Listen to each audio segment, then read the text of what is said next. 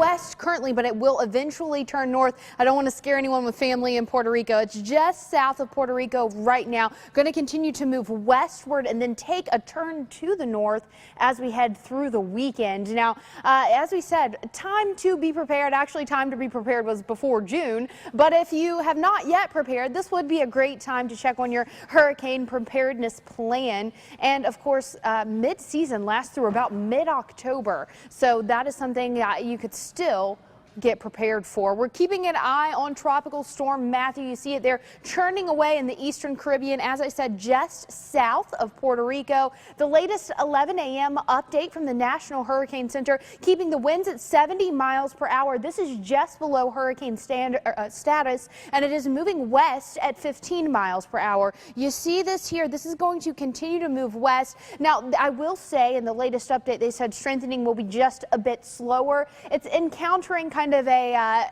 atmosphere that's not really conducive with the fast strengthening, but still late tonight into early Friday morning, still expecting it to become a Category 1 hurricane, winds at 75 miles per hour, continuing west through the Caribbean before it takes a turn to the north this weekend, winds at 85 miles per hour there, and then strengthens into a Category 2 hurricane as it impacts Jamaica, portions of Cuba, and Haiti, and moves toward the Turks and Caicos Islands. That's 100 mile per hour winds there early Monday. Going to continue moving north as a Category 1 hurricane. Of course, the interaction with land is going to weaken it a bit and move toward the Bahamas early next week. Here we are in South Florida, and then of course here's the cone. Still several days out. There is still some room for wiggle there, so that's why we're saying go ahead and get prepared now and keep an eye on this forecast. Currently mid-80s in West Palm Beach. You can see looking out over Peanut and Singer Island. Got lots of sunshine going on right now. It is like kind of quiet heading into your lunch hour. That is all going to change though. We're heating up quickly.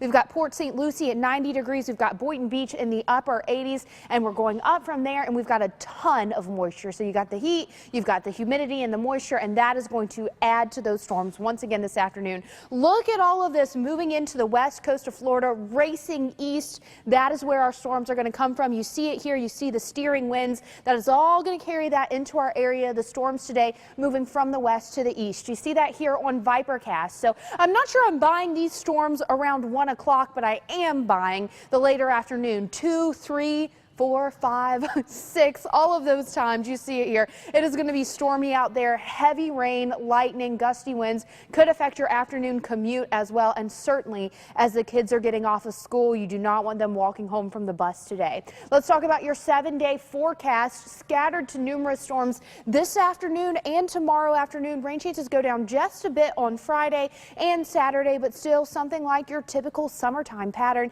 Heading into next week, the forecast is going to continue to evolve. We are going to be keeping an eye on exactly what Tropical Storm Matthew is doing. It will likely be a hurricane by then, and of course that is going to affect our forecast for Tuesday into Wednesday.